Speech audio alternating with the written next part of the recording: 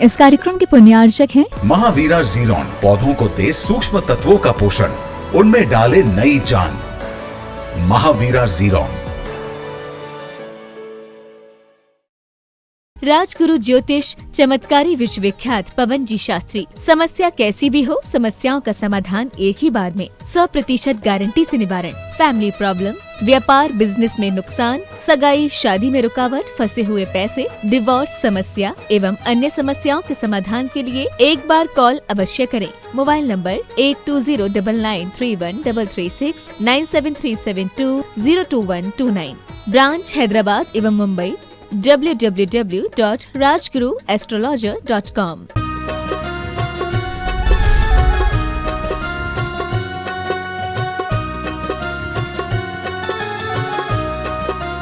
नायक प्रातः स्मरणीय आचार्य भगवंत विद्यासागर जी महामुनि राज की जय जय जय जय। बोलिए गुणायतन प्रणेता शंका समाधान व भावना योग प्रवर्तक तरुणाई के प्रखर वक्ता पूज्य मुनिवर श्री प्रमाण सागर जी महाराज की जय जय जय। मुनिवर श्री निर्वेक सागर जी शीतल सागर जी महाराज की जय जय जय। मुनि संघ की जय जय जय।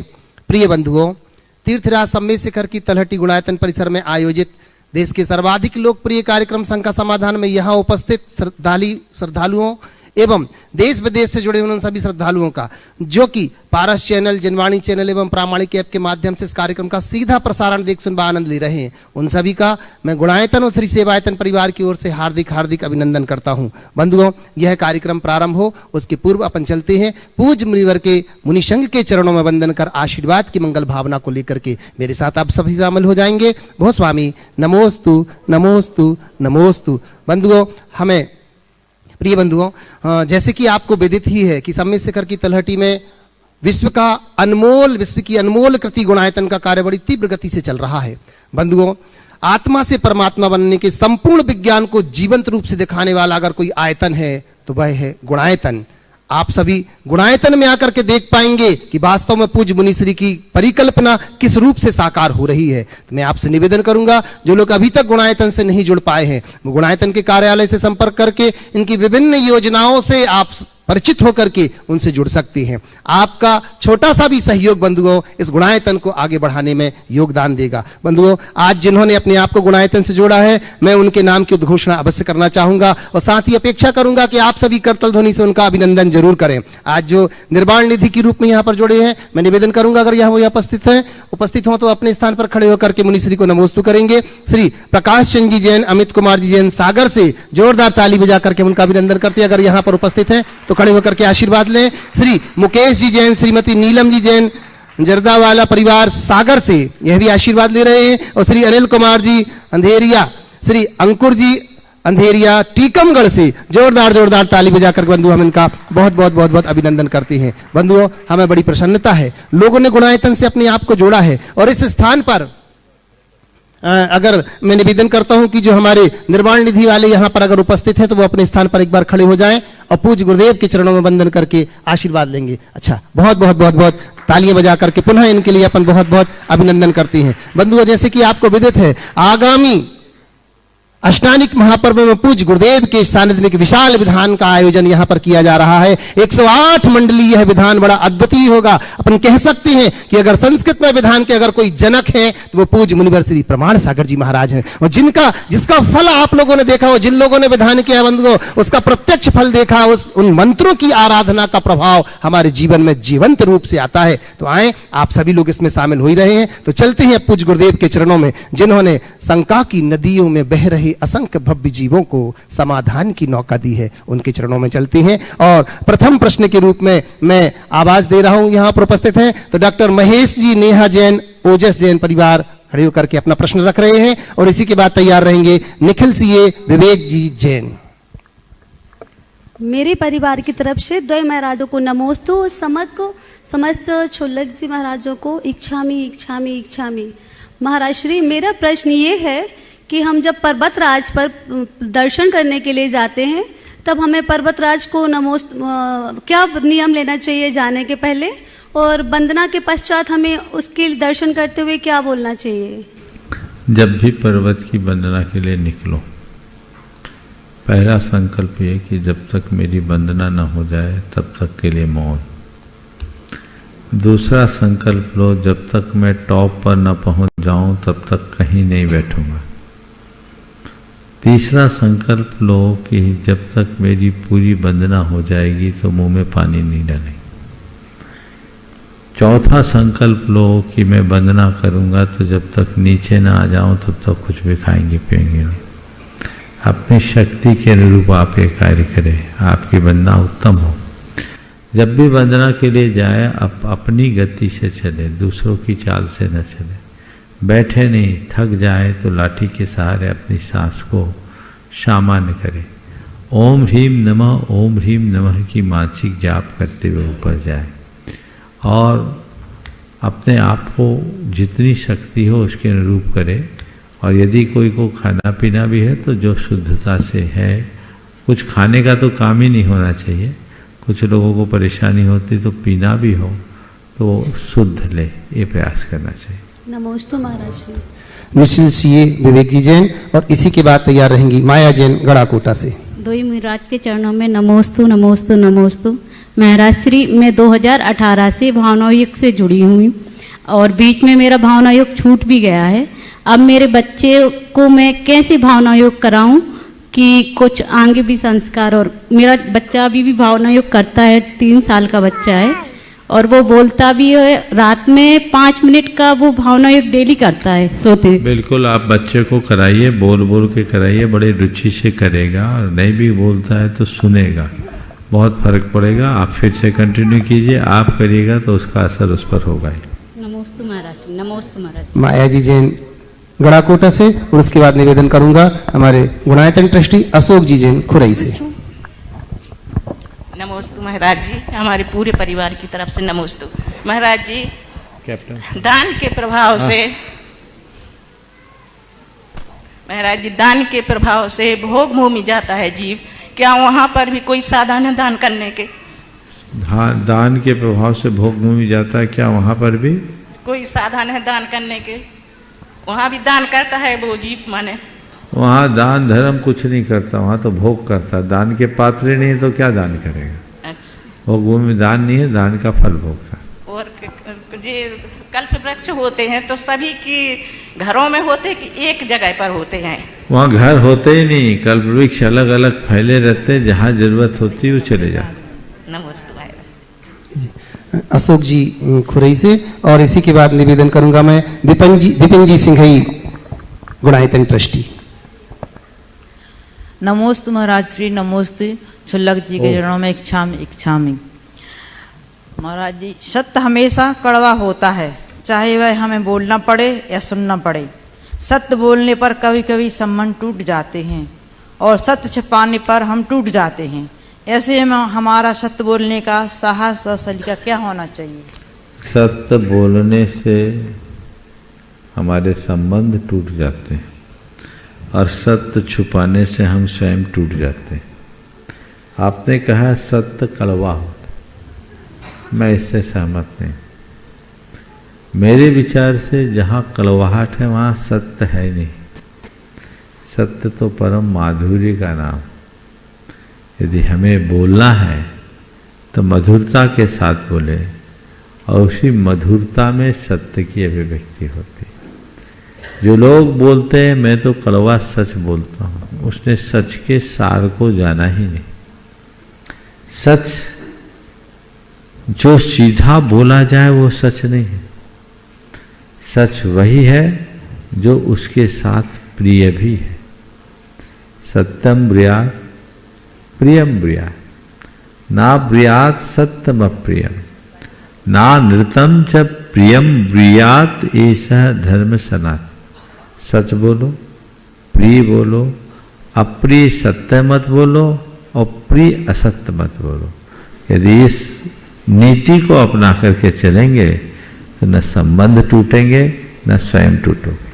नमोस्तु महाराज जी, नमोस्तु। मैं निवेदन कर रहा हूं विपिन जी सिंह गुणायतन ट्रस्टी, इनसे निवेदन करूं उसके पूर्व अगर मैं भूल नहीं कर रहा हूं तो आपके ही साड़ू भाई हमारे बीच में यहाँ पर जो हमारे समाज के जीजा जी आपके जीजा जी हमारे समाज के जो कि गौरव हैं, मैं ग्रुप कैप्टन संदीप जी जैन से निवेदन करूंगा कि एक बार मंच के ऊपर आए, जो इंडियन एयरफोर्स के वर्तमान एयरफोर्स चंडीगढ़ में जो पदस्थ हैं और कश्मीर और तजाकिस्तान कितने स्थानों पर इन्होंने अपनी सेवाएं दी है। मैं निवेदन कर रहा हूं एक बार मंच के ऊपर आए और इनका अभिनंदन करने के लिए हमारे गुणायतन के सीईओ माननीय सुभाष जी से निवेदन करूंगा, इनका अभिनंदन करेंगे जोरदार तालियों के साथ। कपूर जी से मैं निवेदन कर रहा हूं कृपया आइएगा और इनका अभिनंदन करेंगे। विपिन जी जिनके ये जीजा जी हैं, जोरदार ताली बजा करके हम इनका अभिनंदन करते। बंधु जी हमारे समाज के गौरव हैं जिन्होंने अनेक स्थानों पर जाकर के प्रशासनिक सेवाओं में जो कि ग्रुप कैप्टन भी हैं इंडियन एयरफोर्स के। अरे ग्रुप कैप्टन का मतलब समझते हैं? विंग कमांडर से भी ऊपर। बहुत अपन पूरा देश उस समय गौरवान्वित हुआ। कोई महिला बुला लो। मैं निवेदन करता हूं एक बार मंच के निकट आए और उनका अभिनंदन करने के लिए मैं निवेदन कर रहा हूं। साथ ही में मैं कीर्ति जी से निवेदन करता हूं कृपया कीर्ति जी दिल्ली आए, इस अभिनंदन की कड़ी में आपका सहयोग होवे। हमारे गुणायतन ट्रस्टी माननीय कीर्ति जी से निवेदन कर रहा हूं कृपया आइएगा और जोरदार तालियों के साथ इनका अभिनंदन करते हैं। और साथ ही वो अपना प्रश्न भी रखेंगे पूज्य गुरुदेव के चरणों में और उसके बाद हमारे विपिन जी भी अपना प्रश्न रखेंगे। मैं आप सबसे कर लीजिए पहले। मैं आप सबसे कह रहा था कि देश उस समय बड़ा हर्षित हुआ था जब विंग कमांडर अभिनंदन वर्धमान ने सर्जिकल स्ट्राइक करके देश का गौरव बढ़ाया था। ये विंग कमांडर से भी ऊपर ग्रुप कैप्टन के पद पर पदस्थ है। और जब मैंने इनसे कल बात की तो इनके कथनानुसार एयरफोर्स में लगभग काफी अच्छी तादाद जैन अधिकारियों की है। ये जैन समाज के गौरव की बात है। जनसंख्या के अनुपात से एयरफोर्स में जैनियों का लगभग 100 में 3%। ये कम शेयर नहीं है और जो भी है वो अपने अपने क्षेत्र में बहुत ऊंचा परचम लगाए हैं। और संदीप भाई के लिए तो मैं ये कहूँगा, ये एक फौजी तो बाद में है, अच्छे श्रावक भी है, धार्मिक हैं और वर्षों से जुड़े हुए हैं। बहुत बहुत आशीर्वाद, जहां भी रहो देश का मान बढ़ा। गुरुदेव आपका संदीप जी कह रही हैं कि आपके ही शिष्य हैं। गुरुदेव आपका बहुत बहुत धन्यवाद। आपके ही शिष्य हैं और आपकी प्रेरणा से ही हम लोग आगे बढ़े हैं। आपके साथ में जब क्षमता सागर जी महाराज से और साथ में क्षमा सागर जी महाराज से हमेशा जुड़े रहे हैं और आपने जो सिखाया है बस वही चाहते हैं कि बच्चों को भी वही। बहुत सुंदर मन में एक भावना जरूर आती है। आज ये शंका समाधान का माहौल चल रहा है तो मुनिश्री के सम्मान में और मुनिश्री के उसमें बोलने के लिए मेरा मुख बहुत छोटा है, बट मैं एक क्वेश्चन करके ये जानना चाहूँगा कि जब हम अपने डिफेंस सर्विसेज में जाते हैं तो कभी एक सिपाही सामने वाले सिपाही के साथ फाइट करता है, कभी हम बहुत बड़े बड़े बॉम्ब, हमारे फाइटर प्लेन्स भी जाते हैं, हमारे हेलीकॉप्टर्स जाते हैं जो बम रॉकेट्स फायर करते हैं, उसमें काफ़ी लोगों की हिंसा होती है। तो उस समय में मन में एक भावना आती है कि ये हमारे तरफ से करना धर्म के हिसाब से इसका क्या सोच हो सकती है। मैं आपसे इस मामले में जैन शास्त्रों में इस विषय में बड़ा स्पष्ट मंतव्य प्रकट किया गया। आप ये जो कुछ भी करते हैं ये रक्षा के लिए करते हैं या किसी और उद्देश्य से करते हैं? रक्षा की उद्देश्य, देश की रक्षा की उद्देश्य से। तो जैन शास्त्र कहते हैं अपनी रक्षा के लिए अस्त्र उठाना हिंसा नहीं, आपका धर्म है। अपने परिवार, कुटुंब, समाज, संस्कृति और राष्ट्र के अस्तित्व और अस्मिता की रक्षा के लिए यदि अस्त्र उठाना पड़ता है तो वह कर्तव्य है। कर्तव्य ही नहीं, वह राष्ट्र धर्म है। और जैन धर्म में तो आत्मधर्म से बड़ा राष्ट्र धर्म को माना गया है। हमें राष्ट्र को सर्वोपरि लेकर चलना चाहिए। आपके ध्यान के लिए मैं जैन पद्म पुराण का एक प्रसंग कहूँगा। जैन पद्म पुराण में लिखा है कि कोई योद्धा यदि युद्ध के मैदान में जाता है तो एक और उसकी धर्मपत्नी उसके माथे पर विजय का सेहरा लिए स्वागत को तत्पर रहती है, तो दूसरी ओर स्वर्ग में सुरांगना।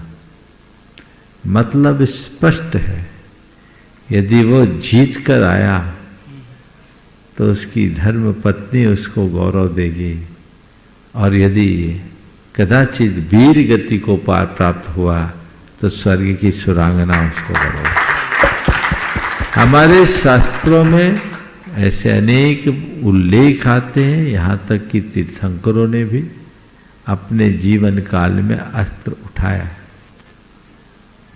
6 खंड के अधिपति भी बने हुए 3 तीर्थंकरों ने तो दिग्विजय यात्राएं भी की। अनेक राजा महाराजाओं ने भी ऐसा किया। तो ये सब किसके लिए किया? रक्षा के लिए किया, राष्ट्र की रक्षा के लिए। हमारे यहाँ रक्षा मंत्रालय है, हम डिफेंस की बात करते हैं, अफेंस की नहीं। तो रक्षा।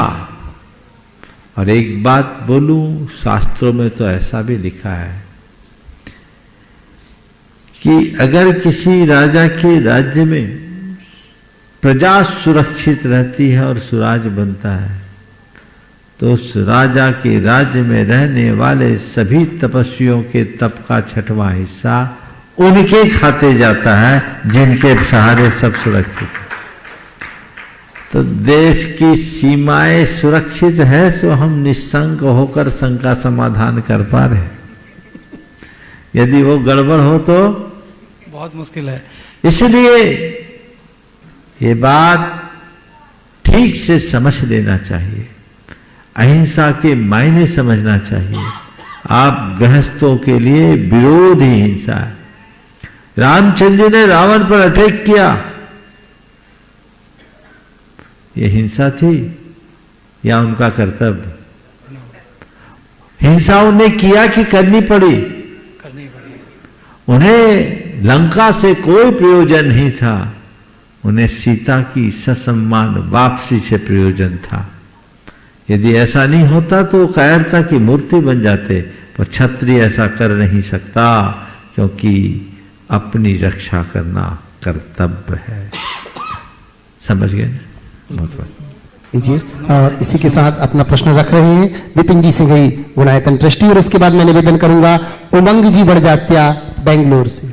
गुरुदेव के चरणों में नमोस्तु, छुल्लक जी के चरणों में इच्छामी।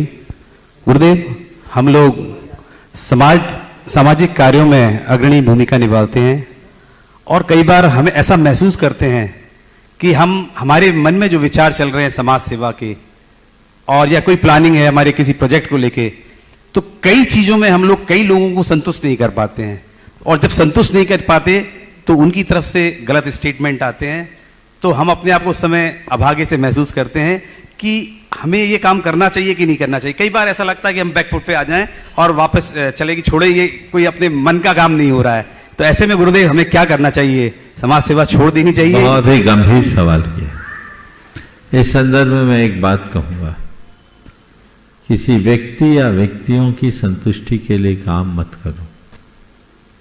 समाज की समुन्नति और खुद की संतुष्टि के लिए काम करो।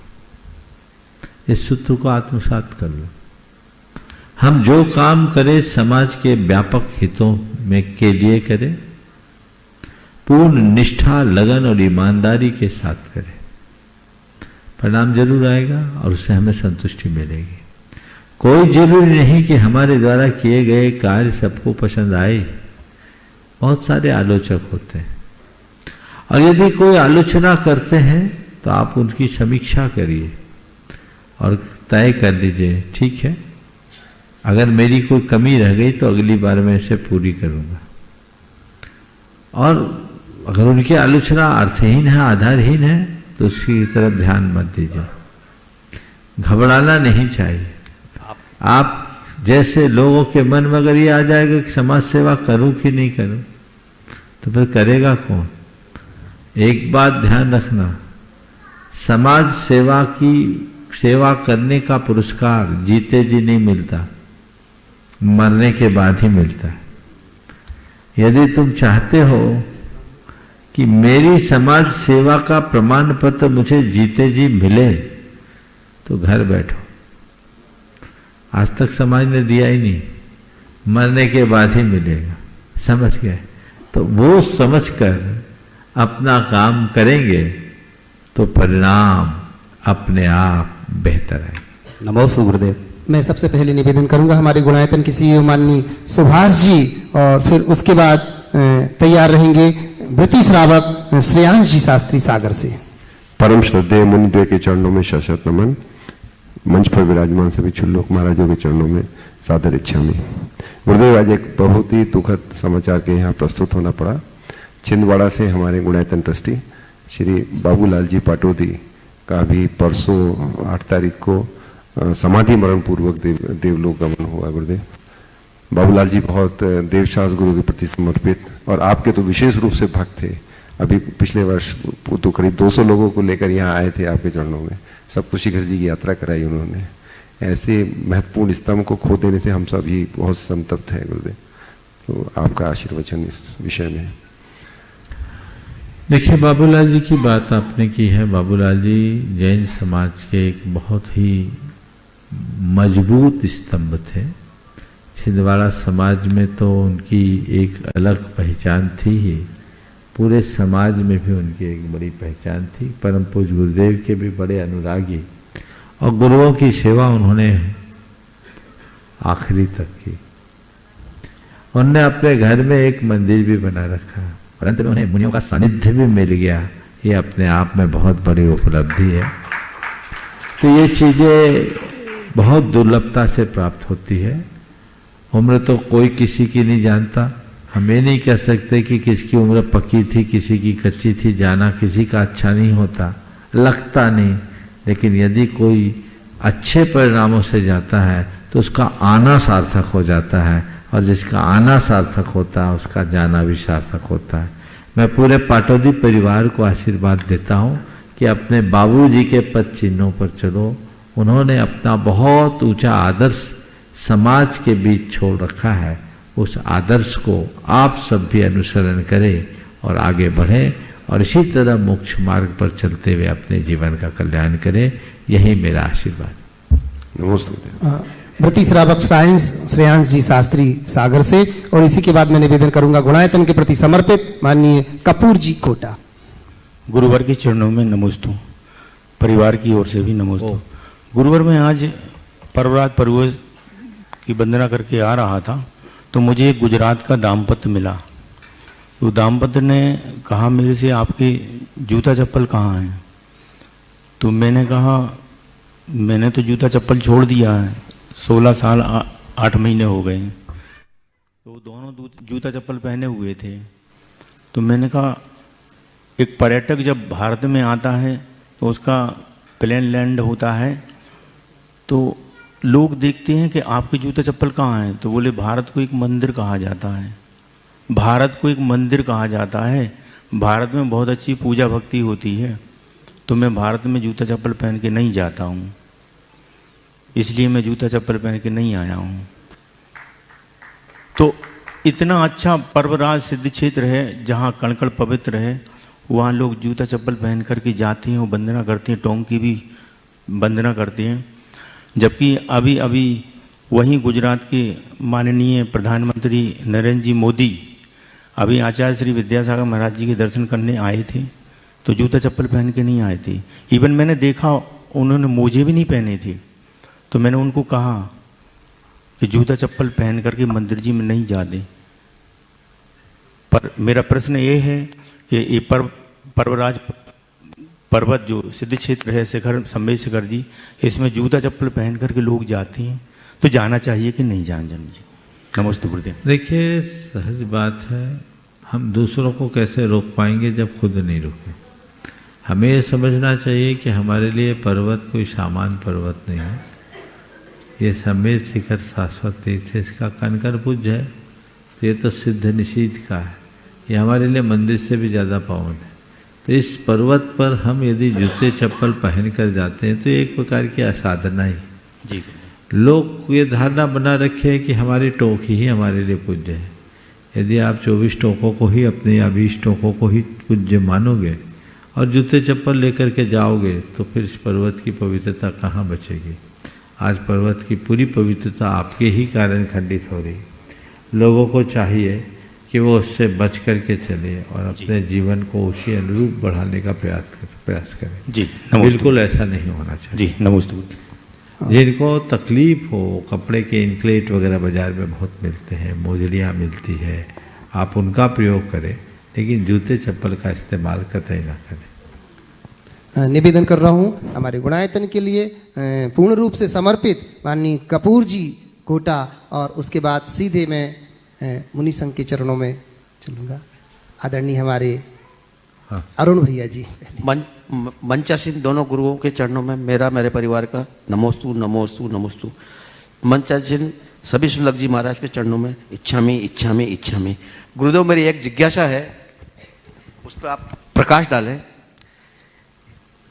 हिंदी की बिंदी प्राकृत भाषा की देन है। हिंदी की बिंदी प्राकृत भाषा की देन है। यदि जैन संस्कृति या जैन धर्म ने प्राकृत भाषा को नहीं बचाया होता तो ये ऐतिहासिक भाषा लुप्त सी हो जाती। भारतीय परंपरा यदि सुरक्षित है तो सिर्फ जैन संस्कृति और जैन धर्म के साथ ही सुरक्षित है।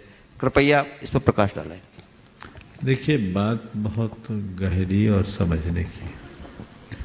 जैन धर्म ने भारत की संस्कृति को सब तरफ से पुष्ट किया। भाषा और साहित्य की दृष्टि से भी जैन धर्म ने भारत को पूरी तरह पुष्ट किया। यद्यपि जैनों की मूल भाषा अर्धमागधी या प्राकृत भाषा रही, लेकिन जैनों ने कभी भाषा का आग्रह नहीं किया। जैन जहाँ गए वहाँ की बोली को अपनाया, उनकी बोली में, उनकी भाषा में उन्हें अपनी बात बताई। तो लगभग सभी भारतीय भाषाओं में विपुल जैन साहित्य रचा गया और लोग उसी से आगे बढ़े। तमिलनाडु के इतिहास को मैं जब पढ़ रहा था तो पता लगा तमिल साहित्य से यदि जैन साहित्य हटा दिया जाए तो कुछ बचेगा ही नहीं। तो प्राकृत भाषा आज हमारी मूल भाषा है, हमें उसके प्रचार प्रसार के लिए काम करना चाहिए। आज से कुछ दिन पूर्व मैंने कहा था कि हमारे जितने लोग हैं आजकल सब अर्थकरी विद्या अर्जन करने लगे, तो जिन यूनिवर्सिटीज़ में जैन चेयर है, जैन दर्शन के लिए स्थान है या प्राकृत वगैरह के, वो भी छात्रों के अभाव में बंद होने की कगार में। तो मैं आप सबसे कहता हूँ कम से कम रिटायरमेंट के बाद तो आप कोर्स ज्वाइन करो। महिलाएं तो कर सकती है, यूनिवर्सिटी से रेगुलर स्टूडेंट की भांति करें, विद्यार्थी की कोई उम्र नहीं होती। आप ऐसा करें तो बहुत उत्तम होगा। हमारे साथ शांतिलाल जी बाबा जी थे, 84 साल की उम्र में मुझसे कहते थे, महाराज मुझे साइकोलॉजी से एमए करने दो। डबल एमए तो थे वो पहले से, 84 साल की उम्र में कहते थे मुझे साइकोलॉजी से एमए कर लेने दो। तो ये उमंग होती है, लगन होनी चाहिए। व्यक्ति को अवसर और अनुकूलता के अनुसार अपने अध्ययन और सीखने की वृत्ति कम नहीं करनी चाहिए। अगर आप चाहते हैं कि भारत सरकार प्राकृत और जैन दर्शन को प्रमुखता देते रहे तो आपको उसमें दाखिल होने की ज़रूरत है। आप वो कार्य कीजिए। हम जैन धर्म और जैन संस्कृति को जानें, क्योंकि भाषा में संस्कृति का प्रवाह होता है। जब तक हम भाषा को नहीं समझेंगे संस्कृति को नहीं पहचान पाएंगे। नमस्ते गुरुदेव। नमस्ते। आदरणीय अरुण भैया जी अपना प्रश्न रख रहे हैं और फिर सीधे मुनि संघ में चलेंगे। पूज मुनि द्वय के चरणों में सत्सा नमोस्तु। एलक जी छुलक जी के चरणों में इच्छामी। बोलो महाराज जी, जब पंच प्रवर्तन रूप संसार को पढ़ते हैं तो लगता है कि वास्तव में क्या हमारी आत्मा में भी ऐसे पंच प्रवर्तन किए हैं, और व्यवहार राशि में जितनी भी आत्माएं हैं क्या सभी पंच प्रवर्तन अभी कर रहे हैं क्या? देखिए, व्यवहार राशि में आने वाले जीव भी पंच परावर्तन करते हैं। ऐसा नहीं समझना कि व्यवहार राशि वाले जीव पंच परावर्तन से मुक्त हैं, कि पंच परावर्तन का ये भी एक हिस्सा है। तो हम ये मनुष्य जन्म भी अनंतों बार प्राप्त किए हैं। संसार में ऐसी कोई भी चीज़ नहीं जिसे हमने पहले से प्राप्त नहीं किया। ये अनादि से हम प्राप्त करते रहे, अनंतों बार प्राप्त किया है। और जब तक हमारे भीतर आत्मज्ञान नहीं होगा, हम संसार में ऐसे ही भटकते रहेंगे। बहु से बचने के लिए हमें अपने अंदर जागृति लाने की जरूरत है और तत्व ज्ञान को प्राप्त करके मोक्ष मार्ग में आगे बढ़ने की आवश्यकता है। बंधु, हमारे बीच में हमारे ही सहधर्मी मल्लिक डी लक्ष्मणपुर से सराक क्षेत्र से हमारे बंधु जैन समाज से यहाँ पर मैं निवेदन करता हूँ, वो अपना प्रश्न रख रहे हैं। एक बार ताली बजा करके उनका अभिनंदन जरूर करें। बंधुओं, इतनी दूर से चल करके यहाँ आए, बिछड़े हुए थे पर हमसे आकर के आज मिल गए हैं। वे सराक क्षेत्र से, लक्ष्मणपुर से सभी बंधु, और इसके बाद फिर तैयार रहेंगे सराक क्षेत्र से ही सेनेरा पुरुलिया से। पूज्य गुरुदेव परमान सागर जी महाराज एवं समस्त मुनि संघ के चरणारविंद में त्रिवार नमोस्तु नमोस्तु नमोस्तु।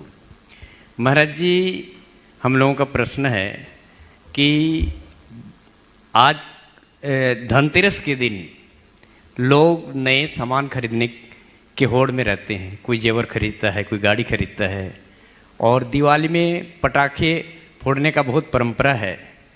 तो हम सभी श्राग बंधु एवं जैन समाज को मार्गदर्शन दें कि धनतेरस के दिन जैसे भगवान महावीर स्वामी ने संयम शुक्ल ध्यान में बैठ गए थे और मोक्ष को अमावस्या के दिन मोक्ष प्राप्त किए थे, तो हम श्रावकों का क्या कर्तव्य है दिवाली में और धनतेरस में, इसके प्रति आप मार्गदर्शन दें। में मैंने कल प्रकाश डाला है, आज आपने पूछा है फिर से, तो संक्षेप में बताता हूँ। लोक में अगर धन दौलत की चीज़ें खरीदना है तो आप जाने पर वो धर्म से उसका कोई नाता नहीं। धर्म की दृष्टि से देखा जाए तो आज की स्थिति में भगवान महावीर ने योग निरोध की प्रक्रिया को अपनाने के लिए शुक्ल ध्यान किया, तो ये ध्यान में गए तो ध्यान की तेरस हुई। अब लोगों ने उसी को धनतेरस बना दिया। तो हम तो ध्यान में जाएं, आत्मकल्याण के मार्ग में लगे, ताकि हमारे भीतर कैवल्य की ज्योति जगे और हम अपने जीवन का कल्याण कर सकें। आतिशबाजी में घोर हिंसा है, हमें इससे बचना चाहिए। नमोस्तु गुरुदेव, नमोस्तु। सेनेरा पुलरिया से सराक क्षेत्र के हमारे सारे श्रावक बंधु, और उसके बाद मीराल कोरला रांची से। हाँ, अपने स्थान पर सभी लोग खड़े हो जाएं। सेनेरा पुरुलिया से, और इसके बाद फिर पुरुलिया नहीं, पुरुलिया। हाँ, सेनेरा वाले पहले। महाराज जी, इन लोगों का कहना है कि जैसे हमारे वहाँ बहुत जगह खंडित प्रतिमा है तो उनको पूजा करना चाहिए कि नहीं? अभी 2 दिन पहले मैंने बताया था, 100 साल से प्राचीन यदि खंडित प्रतिमा है तो वो पूज्य है।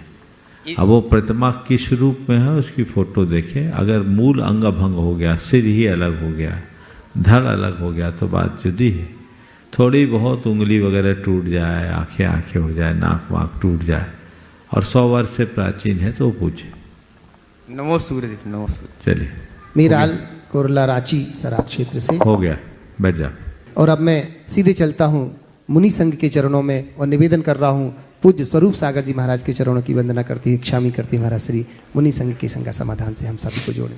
मुनि तरह के चरणों में बारंबार नमोस्तु।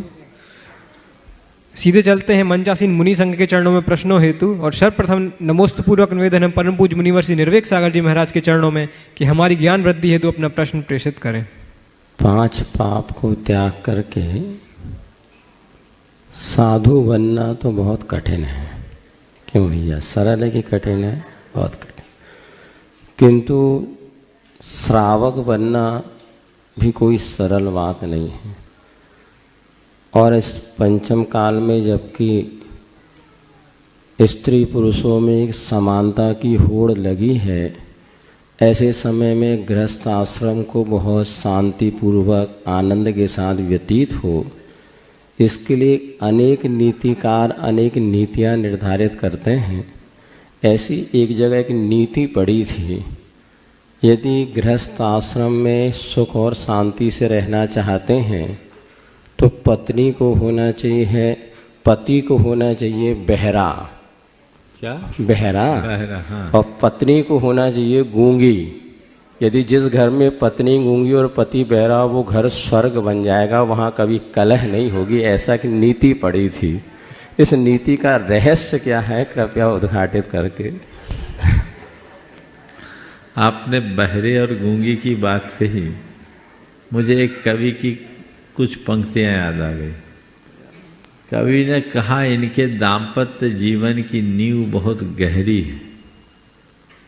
इनके दाम्पत्य जीवन की नींव बहुत गहरी है, पति कवि और पत्नी बहरी है।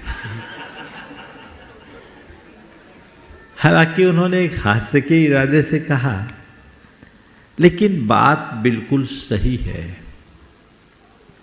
सवाल बहरे और गूंगे होने का नहीं है, सवाल आपस की समझ को विकसित करने का है। मैं तो इस बात का बिल्कुल भी पक्षधर नहीं हूं कि पति को बहरा बनना पड़े और पत्नी को गूंगी बनना पड़े, पर मैं इतना जरूर कहूँगा कि पति का हृदय इतना विशाल हो कि सबको संभाले और पत्नी का दिल इतना बड़ा हो कि सब कुछ पचा ले। यदि ये चीज़ें हो जाए तो जीवन में बहुत कुछ उपलब्धियां हो सकती है। मैं एक दूसरे नजरिए से देखता हूं, अगर दाम्पत्य को ठीक तरीके से जीना चाहते हो तो मैं कहूँगा पति को खंबा और पत्नी को लता बन करके जीना चाहिए। पुरुष खंबे की तरह है और स्त्री लता की तरह है। लता खंबे से लिपटती है तो लता की प्रगति होती है, पर लता की प्रगति बाद में होती है, खंबे की शोभा पहले होती है। कोई भी लता स्तंभ से लिपट करके ही शिखर तक पहुंच पाएगी, ये समझ होनी चाहिए। हालांकि आज की पीढ़ी को ये बात थोड़ी लगेगी, महाराज कोई पीछे के जमाने की बात कह रहे हैं, पर मैं ये मानूंगा पुरुष शक्ति का अक्षय अधिपति है तो स्त्री श्रद्धा की अमर स्रोतस्विनी है। श्रद्धा का संबल पहुँचाए बिना, अपनाए श्रद्धा का संबल लिए बिना शक्ति पैशाचिकता की निशानी है, और शक्ति का संबल लिए बिना श्रद्धा अपनी वास्तविक स्थिति तक पहुंच नहीं पाती। तो दोनों चीज़ों को साथ लेकर के चलना चाहिए। ताल मेल सामंजस्य तभी बनेगा जब एक दूसरे के पूरक और एक दूसरे के प्रेरक बने, एक दूसरे की भावनाओं को समझे और भावनाओं का सम्मान करना सीखे। जीवन बेहतर बन पाएगा और आगे बढ़ा जा सकेगा। निवेदन है पूज्य झुल्लक श्री आदर्श सागर जी महाराज के चरणों में कि अपने प्रश्न के माध्यम से हम सभी को लाभान्वित करें। नमोस्तु भगवान।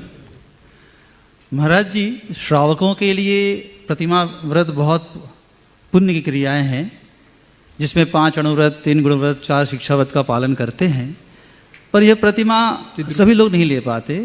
सामान्य रूप से बहुत से श्रावक भावना तो भाते हैं पर नहीं ले पाते।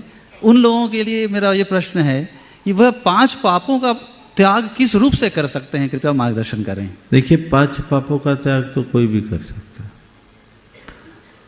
और 5 पापों का एक साथ त्याग करो ये भी जरूरी नहीं। एक पाप का भी त्याग कर लो तो अनुव्रत होगा। मातंग चंडाल ने तो केवल हिंसा का त्याग किया था, और वह भी केवल एक दिन चतुर्दशी का, और महान अतिशय को प्राप्त हो गया। सवाल व्रत का नहीं है, सवाल व्रत के प्रति निष्ठा का है। निष्ठा पूर्वक लिया गया छोटा सा व्रत भी महान होता है और निष्ठा के अभाव में पाले गए बड़े बड़े व्रत भी अर्थहीन होते हैं। तो निष्ठा पूर्वक व्रतों का पालन करें।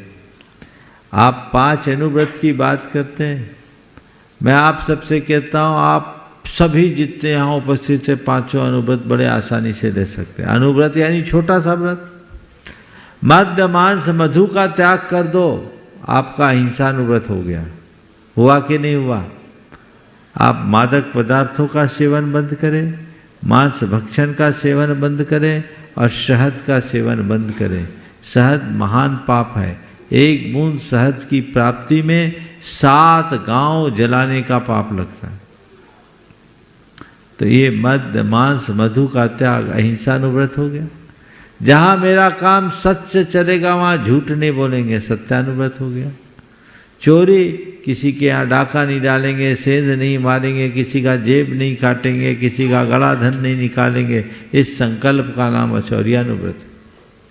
अपनी पत्नी या पति के अतिरिक्त अन्य स्त्रियों से कोई संबंध नहीं बनाएंगे, ब्रह्मचर्यानुव्रत हो गया। और अपने परिग्रह की एक स्थूल सीमा बना ले कि मेरे आय के जितने ज्ञात स्रोत हैं मैं उतने में संतुष्ट रहूँगा, या अन्य प्रकार से सीमा बना ले। आपका परिग्रह परिमाण व्रत हो गया। 5 अनुव्रत हो गए कि नहीं हो गए? कितना सरल है, बहुत आसानी से किया जा सकता है। व्रतों में बहुत फ्लेक्सिबिलिटी है, आप किसी भी स्तर पर कर सकते हैं। एक अधिकारी थे, गुरुदेव के चरणों में आए, बोले हम अधिकारी लोग हैं महाराज, हम लोग कैसे अनुव्रत ले सकते हैं? गुरुदेव ने कहा आप एक नियम ले लो, आपके 5 अनुव्रत हो जाएंगे। बहुत पुरानी बात है। वो डिप्टी कलेक्टर के पोस्ट पर थे, तो बोला क्या है? बोले आप रिश्वत का त्याग कर दो। बोले रिश्वत का त्याग करने से क्या होगा? बोले 5 अनुव्रत हो जाएंगे। बोले क्यों? बोले मद्य मांस मधु का तो आपका त्याग है। बोले हाँ त्याग ही है। बोले देखो रिश्वत नहीं लोगे तो तत्संबंधी झूठ से बचोगे कि नहीं? बोले हाँ बच जाएंगे। बोले सत्यानुव्रत हो गया। रिश्वत चोरी है कि नहीं? बोले चोरी, रिश्वत नहीं लोगे तो चोरी से बच जाओगे कि नहीं? बोले बच जाएंगे। बोले आपका अचौर्यानुव्रत हो गया। और आप अपने सदार संतोष व्रत तो आपका है ही। बोले है ही महाराज। तो बोला आपका ब्रह्मचर्य व्रत भी हो गया, और जब रिश्वत नहीं लोगे तो तनख्वाह पर निर्भर होगे, परिग्रह परिमाण व्रत भी हो गया। अनुव्रत बहुत सरल है, बस लक्ष्य की बात है, आप किस रूप में ले सकते हैं। अनुव्रत हमारी पहचान है जिसे अपनाना चाहिए। निवेदन है पूज्य क्षुल्लक श्री चिद्रूप सागर जी महाराज के चरणों में कि अपने प्रश्न के माध्यम से हमें भी बोधि की प्राप्ति कराएं। पूज्य मुनित्रय के चरणों में बारंबार नमोस्तु। महाराज जी, आगम में एक कथा पढ़ते हैं कि एक व्यक्ति ने पक्ष में एक दिन के लिए भी हिंसा का त्याग किया तो वह देवों के द्वारा भी प्रशंसनीय हुआ। तो महाराज जी, धर्म में अहिंसा का इतना महत्व क्यों है और इसको क्यों प्रमुखता दी जाती? कृपया समाधान। अहिंसा सब धर्मों का मूल है। बिना अहिंसा के हम धर्म पाल ही नहीं सकते। हिंसा महाअधर्म है और अहिंसा परम धर्म है। हिंसा का मतलब है किसी का घात करना। जब हम किसी को प्राण दे नहीं सकते तो हमें प्राण लेने का अधिकार नहीं है।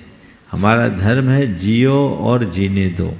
हम अपने अतिरिक्त संसार के अन्य प्राणियों के प्रति जब संवेदनशील होंगे तभी अहिंसा को आत्मसात करने में समर्थ हो सकेंगे। तो हमें चाहिए कि हम अहिंसा को अपनाएं, जियो और जीने दो के मंत्र को आत्मसात करके चलें। जैसे हमारे प्राण हैं वैसे ही संसार के अन्य प्राणियों के प्राण हैं। जैसे हम जीना चाहते हैं वैसे ही संसार के अन्य प्राणी भी जीना चाहते हैं। इसलिए हम जिए, औरों को जीने दें, ऐसा लक्ष्य और ध्येय बना करके चलेंगे तभी अहिंसा को आत्मसात करके बढ़ा जा सकेगा। और अब मैं निवेदन कर रहा हूँ पूज्य क्षुल्लक श्री स्वरूप सागर जी महाराज के चरणों में वंदन करते हैं कि महाराज श्री आप अपनी जिज्ञासा रख करके, अपनी शंका रख करके हम सबको ज्ञान की प्राप्ति कराएं। और इसके बाद छोटा सा बेटा बहुत देर से लगा तैयार रहेगा, ओजस जैन। नमोस्तु महाराज श्री। महाराज श्री, कई लोगों के जीवन में एक या अनेक ऐसे मित्र होते हैं जो उनकी हर छोटी बड़ी खुशी का ख्याल रखते हैं, मुसीबत पड़ने पर एक पैर पर खड़े होकर काम करते हैं और परिवार से भी ज़्यादा साथ देते हैं। लेकिन ऐसे मित्रों में कई बार कुछ बुराइयां, कुछ व्यसन होते हैं। तो उत्तम तो यही है कि हम उनको उन व्यसन से दूर कर सकें। लेकिन यदि वो अपने व्यसन नहीं छोड़ पा रहे हैं और उल्टा सामने वाले को ही कभी कभी प्रसंगवश अपने में शामिल कर लेते हैं, तो ऐसे मित्रों के साथ कैसा व्यवहार होना चाहिए? ऐसे मित्रों के साथ बहुत गंभीर और जिम्मेदारीपूर्ण व्यवहार होना चाहिए। मैं एक अनुभव की बात करता हूँ। 3 मित्र, जिसमें से 2 मित्र बाहर चले गए पढ़ने के लिए, तीसरा अपने नगर में ही रहा। संगति का शिकार बनकर वो वैष्णवी हो गया, शराब पीना शुरू कर दिया। जब उसके मित्रों को पता चला, वो पढ़ाई पूरी करके आए और देखा कि शराब पीने लगा, तो उन्हें हार्दिक पीड़ा हुई। उन्हें समझाने की कोशिश की, तो ये क्या कर लिया? तो उल्टा उसको भी ऑफर करने लगा, ले ये सब में क्या फ़र्क पड़ता है। तो उसने कहा, देख भाई, मेरी तुम्हारी बचपन की दोस्ती है, हम लोग क्लास 3 से एक साथ पढ़े बैठे, एक बेंच पे बैठे, लेकिन जो काम तुमने किया वो सबको लजाने वाला है। हम इसे कतई स्वीकार नहीं कर सकते। या तो तुम शराब छोड़ो या हमसे दोस्ती छोड़ो। तुम्हारे हमारे बहुत अच्छे संबंध हैं और तुम्हारा हमारे जीवन पर बहुत सारा उपकार भी, लेकिन हम नहीं चाहेंगे कि तुम अपने जीवन को इस प्रकार बर्बाद करो। हम अपने मित्र को अपने जैसा देखना चाहते हैं। चूँकि उनकी दोस्ती बहुत गाढ़ी थी, मित्रों की प्रेरणा से उसे बदलना पड़ा। उसने कहा, तुम लोग ठीक कहते हो, और उसने अपनी सारी संगति बदली। आज वो बढ़िया है, भला है। तो ऐसा नहीं है। यदि आपके हृदय में किसी के जीवन की भलाई की सच्ची भावना है और दृढ़तापूर्वक आप अपनी बात रखते हो, तो सामने वाले पर उसका असर पड़ता है और वही अच्छा परिणाम दे सकता है। तो ऐसा करना चाहिए। ओजस जैन, और इसके बाद मैं निवेदन करूंगा हमारे गुणायतन ट्रस्टी कीर्ति जी दिल्ली से। दोनों महाराज जियों को नमोस्तु और एलक जियों को इच्छामि। महाराज जी, मेरा प्रश्न यह है कि जो पत्थर की प्रतिमाएं होती है, उसमें कौन सा मंत्र यूज करते हैं जिससे, और उस मंत्र की महिमा क्या होती है जिससे वो देखो, एक प्रतिमा की प्रतिष्ठा में अनेक मंत्रानुष्ठान होते हैं। उसमें सूर्य मंत्र भी होता है और अन्य मंत्र भी होते हैं। सब गुप्त होते हैं, बताए नहीं जाते, पर उनका प्रभाव ये होता है कि देखते ही प्रतिष्ठा के बाद भगवान के प्रति अपनी दृष्टि बदल जाती है, उनका प्रभाव दिखता है। उनकी महिमा क्या होती है? हाँ, महिमा यही है कि पाषाण को भगवान बना देती है। कीर्ति जी दिल्ली गुणायतन ट्रस्टी, और इसके बाद फिर मैं निवेदन करूंगा हमारी ब्रह्मचारिणी दीदी लोगों से, अंजना दीदी सागर से और भी दीदी। नमोस्तु भगवान, नमोस्तु महाराज श्री छुल्लक महाराज जी के चरणों में इच्छामि। गुरुदेव, हमारी विशुद्धि और हमारा संयम हमारे उपादान को कैसे प्रभावित करता है? हमारी विशुद्धि और संयम हमारे परिणामों को कैसे प्रभावित करता है? उपादान को देखिए, अगर आपके अंदर संयम होगा, विशुद्धि बढ़ेगी, तो उपादान निखरेगा, योग्यताएं विकसित होती, क्षमताएं विकसित होती, और यही हमारा लक्ष्य होना चाहिए, यही हमारा ध्येय होना चाहिए। इस दिशा में सतत आगे बढ़े रखना चाहिए। व्रति की मूल उपलब्धि उसकी विशुद्धि। जितनी विशुद्धि बढ़ेगी, संयम बढ़ेगा, और जितनी विशुद्धि और संयम बढ़ेगा, हमारी आत्मा की योग्यता विकसित होगी। योग्यता का विकास ही उपादान का विकास। नमोस्तु गुरुदेव। दीजिएगा, मैं दीदी से निवेदन करता हूँ, ब्रह्मचारिणी अंजना दीदी सागर से। भूत भविष्य वर्तमान को जानने वाले परमपिता परमात्मा को मैं सत्सत नमन करती हूँ, और उन्हीं के कदमों पर चलने वाले, जैसा कि भारतीय संस्कृति में प्रभु से गुरु का अधिक महत्व हुआ करता है, ऐसे गुरु के बाबत मैं कहना चाहती हूँ कि गुरुवर सामने हो या ना हो, गुरुवर सामने हो या ना हो, मन में मूरत डोलती है। आप बोलते हैं तो बोलते हैं, आपकी तस्वीर भी बोलती है। ऐसे त्रय मुनिराजों के चरणों में नमोस्तु, और छुल्लक मुनिराजों के चरणों में भी इच्छामि। महाराज जी, मेरा प्रश्न है कि 10 धर्मों में सर्वश्रेष्ठ धर्म कौन सा है? 12 तपों में सर्वश्रेष्ठ तप कौन सा है? 4 प्रकार के जो दान हैं, उन 4 प्रकार के दानों में सबसे अधिक महत्वपूर्ण दान क्या है? और 12 भावनाओं में सबसे अधिक महत्वपूर्ण भावना कौन सी है? 5 प्रकार के जो स्वाध्याय हैं, उन स्वाध्याय में सबसे पहले कौन सा? तो झड़ी लगा दी है ना। ये सवाल तो हमेशा पूछे जाते हैं और इसका उत्तर तो सब जगह सुलभ है। प्राय प्रतियोगिताओं में भी ये सब सवाल किए जाते हैं।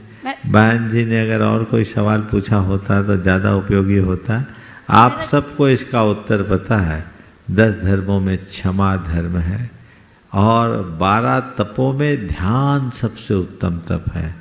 सब दानों में अभय दान सबसे उत्तम दान है और 12 भावनाओं में धर्म भावना सबसे उत्तम भावना है। इनको हम अपनाएं, जीवन को आगे बढ़ाएं। ब्रह्मचारिणी अनीता दीदी जी बंडा से। त्रय मुनिराजों के चरणों में बारंबार नमोस्तु। छुल्लक जी के चरणों में इक्षामि। महाराज श्री शिष्याणुगय कुशले, शिष्याणुगय कुशले, इसका कितना गहरा और कितना विस्तृत अर्थ हो सकता है? देखिए, ये आचार्य की एक विशेषता है। आचार्य संघ के नायक होते हैं और संघ आचार्य के नेतृत्व में चलता है। जब तक नायक अच्छा नहीं होगा, संघ अच्छा नहीं होगा। संघ का विस्तार और संघ का निर्वाह दोनों आचार्य के ऊपर निर्भर करता है। अनुग्रह, शिष्य के अनुग्रह में आचार्य कुशल होते हैं। किस शिष्य को अपनाना, उस पर कैसा अनुग्रह करना और किस भांति उसका जीवन बनाना, ये आचार्य पर निर्भर करता है। जैसे एक शिल्पी के ऊपर यह निर्भर होता है कि वो उस पाषाण को कौन सा आकार देगा, ऐसे आचार्य वे कुशल शिल्पी होते हैं जो हर अनगढ़ पत्थर को सुंदर मूर्त बनाते हैं। तो ये आचार्य श्री तो सभी को बनाने बता रहा की कोशिश हूँ। तो करते हैं। शिल्पी की विशेषता है जो चुनाव ही उनका करते हैं जिनमें अच्छी संभावना होती है और जिन पर उनका हाथ लगता है उनकी संभावनाएं अच्छी हो जाती हैं। तो ये तो हम लोगों का अनुभव है। वो तो खुद भी इस बात को कहते हैं, मैं तो था ठेठ, बांस गुरु ने बांसुरी बना दिया। तो ये चीज़ें हैं, ये हमें समझना चाहिए। समय आप सबका हो गया, यहीं पर विराम। बोलिए परम पूज आचार्य गुरुवर श्री विद्यासागर जी नमस्ते। जय बोलिए परम पूज मुनिवर श्री प्रमाण सागर जी महाराज जी की जय जय जय। मुनिवर श्री निर्वेक सागर जी, शीतल सागर जी महाराज जी की जय जय जय। मुनि संघ की जय जय जय।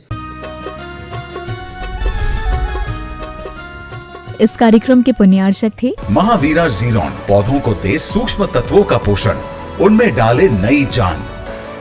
महावीरा जीरोन।